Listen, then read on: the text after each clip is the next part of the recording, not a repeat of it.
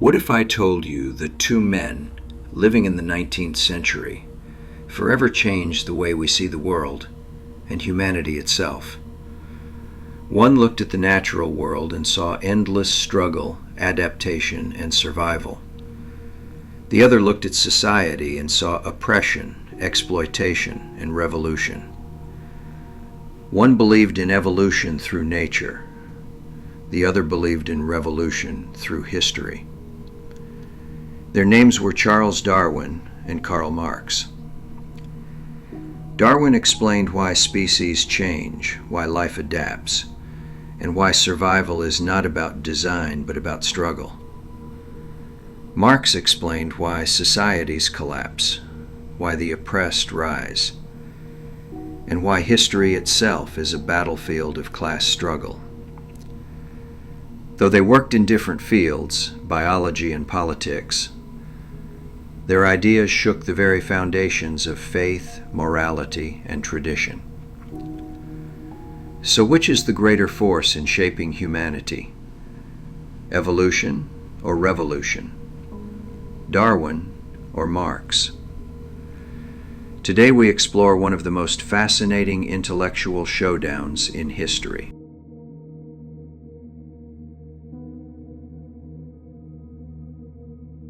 Before Darwin, the dominant belief was that life was fixed, designed, and permanent. Each species was created as it was, with purpose.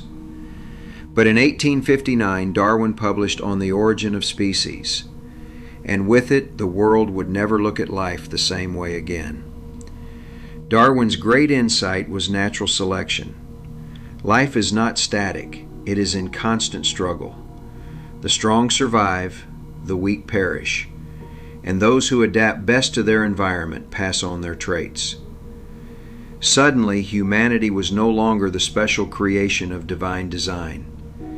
We were part of the same brutal logic as every other creature: survival, adaptation, competition. Darwin's revolution wasn't just scientific, it was existential. If nature itself is driven by struggle, then suffering is not an accident. It is the very engine of progress. But here's the irony. While Darwin was looking at the evolution of species, across Europe, Karl Marx was looking at the evolution of societies, and he saw the same thing: struggle.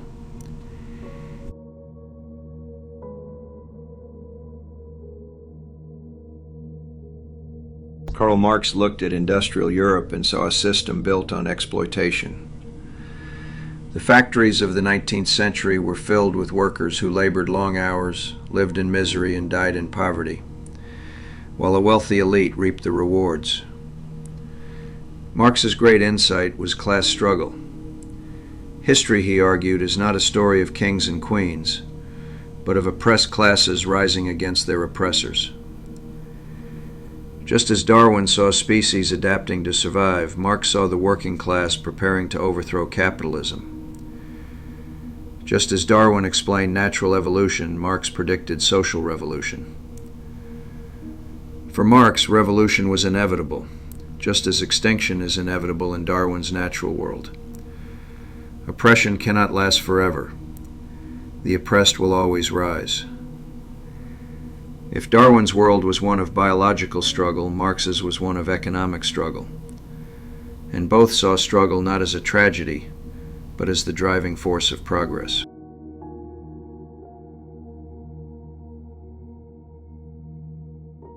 Here lies the fascinating parallel. Darwin and Marx were not saying the same thing, but their visions mirror each other. Darwin's theory: life changes slowly, across generations, through adaptation. Progress comes not by design, but by survival. Marx's theory: society changes violently, through revolution. Progress comes not by reform, but by struggle. Darwin: evolution is gradual. Marx: revolution is sudden. Darwin: the struggle is against nature. Marx: the struggle is against man. And yet both challenge the idea of permanence. Both argue that nothing is fixed. Life changes, societies change. The world is not stable, it is always in flux. This is why both men were seen as dangerous, because if species evolve, then faith and tradition are shaken. If societies revolt, then power and authority are threatened. Both Darwin and Marx declared war on permanence and demanded we see change as the law of life itself.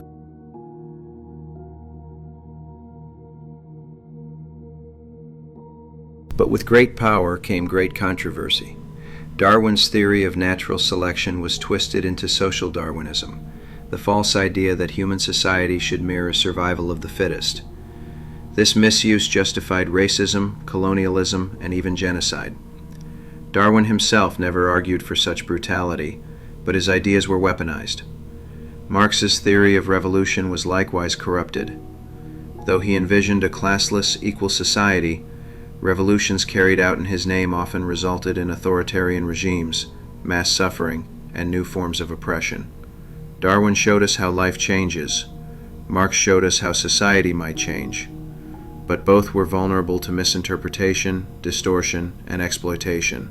And this raises a deeper question. When we challenge permanence, do we risk chaos? When we embrace struggle as the engine of progress, do we unleash forces beyond our control?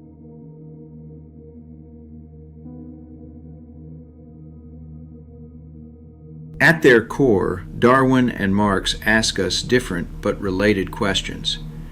Darwin asks, what are we, really? Creatures born of blind struggle, or beings with divine purpose? Marx asks, who are we, really?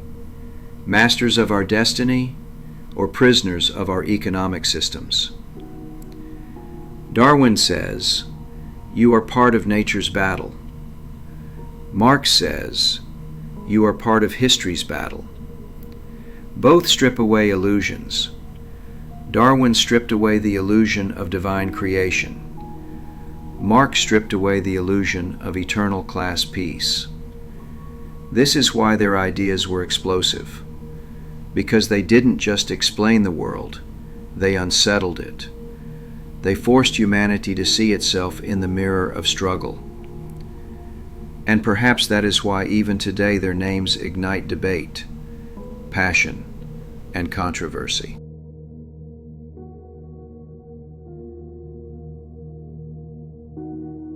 So which truly defines us, evolution or revolution?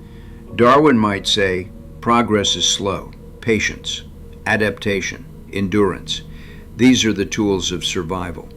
Change comes gradually, not overnight. Marx might reply, patience is a luxury of the powerful. The oppressed cannot wait. Change must come swiftly, through fire, through revolution. One path is gradual, the other is explosive. One speaks of biology, the other of politics.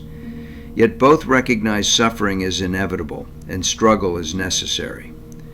The truth may be that both are right, in different ways. Evolution explains how life adapts. Revolution explains how humans demand justice. Together, they reveal that struggle is both our biological heritage and our social destiny.